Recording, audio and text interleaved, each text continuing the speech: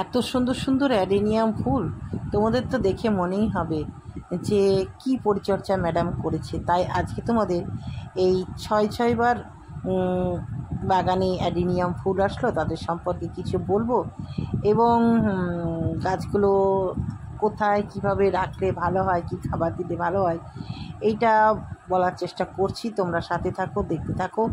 আমার বাগানে প্রচুর ফুল আছে, কয়েকটা ফুল আমাদের দেখালাম। কেমন দেখতে হয়েছে এটা সম্পূর্ণ আমি নিজেই পরিচর্যা করছি এবং খুব সুন্দর সুন্দর ফুল দিচ্ছে। এর আগেও বলেছি গোলাপ না লাগিয়ে অ্যাডেনিয়াম লাগাও, দেখবে অনেক অনেক আনন্দ পাবে। নমস্কার, হবি ও সুলেখা ব্লগ চ্যানেলে প্রত্যেককে স্বাগত জানাই।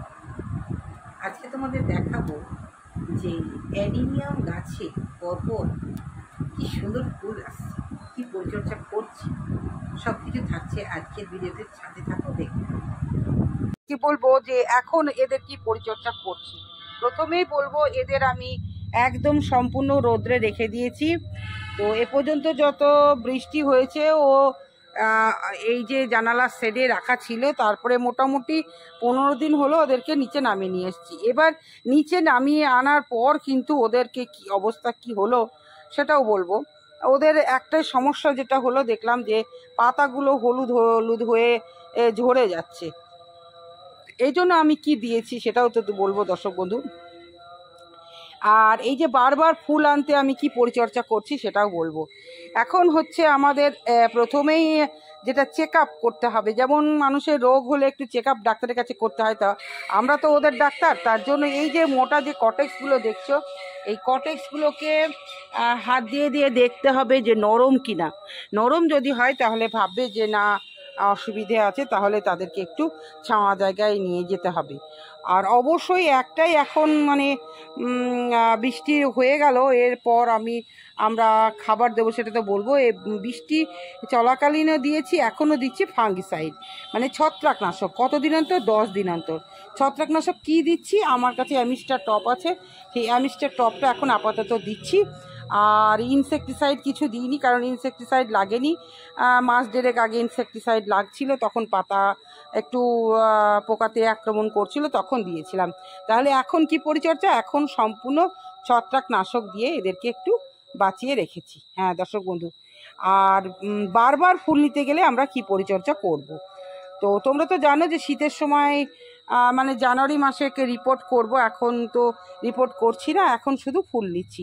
এগুলো যেমন আমার ফুল আছে, এগুলো যেমন ফুল দিয়ে দিয়ে হাঁপিয়ে গেছে, তো এদেরকেও পরিচর্যা করতে হবে। মেন এদেরকে আমি কি দিয়ে ফুলটা আনবো, প্রথমেই বলবো যে আমি এমনি হাবিজাবি কিছু দেবো না, খোল ভেজানো জল দেবো না, বা সবজির খোসা পচা যে লিকুইডটা সেটা দেবো না।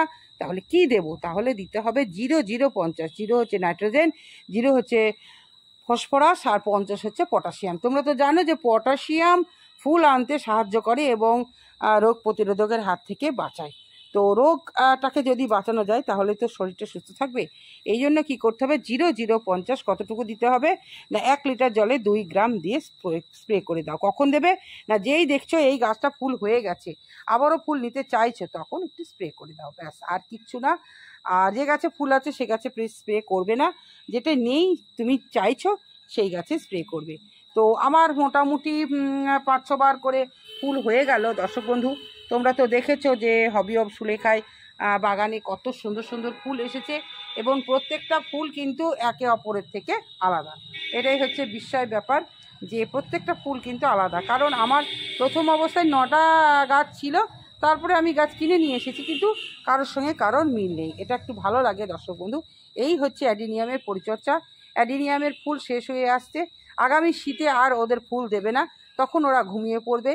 কোনো কোনো গাছে শীতের সময় ঘুমায়, গরমে ফুল দেয়, কোনো কোনো গাছ আবার গরমে ঘুমায়, শীতে ফুল দেয়। এবার কোন সময় কি অ্যাক্টিভ থাকে সেটা কিন্তু আমরা গাছ বাগানি হিসাবে শিখে নিচ্ছি, জেনে নিচ্ছি। তাই দর্শক বন্ধু অবশ্যই বলবো যে যারা প্রকৃত গাছ নিয়ে পরিচর্যা করছে তাদের কথা মতনই চলবে। হঠাৎ করে যারা গাছ করছে তারা কিন্তু অতটা বুঝতে পারবে না। গাছ করতে করতে যাদের অভিজ্ঞতা হবে তারাই কিন্তু তোমাদের সঠিক তথ্যটা দিতে পারবে। আর এই সঠিক তথ্যটা দেওয়ার জন্য কিন্তু তোমাদের বিভিন্ন চ্যানেল ফলো করতে হবে। আমার চ্যানেল হচ্ছে হবি অফ সুলেখা। এই চ্যানেলে তোমরা যারা প্রথম এসেছো তাদেরকে অনেক অনেক স্বাগত এবং ভালোবাসা।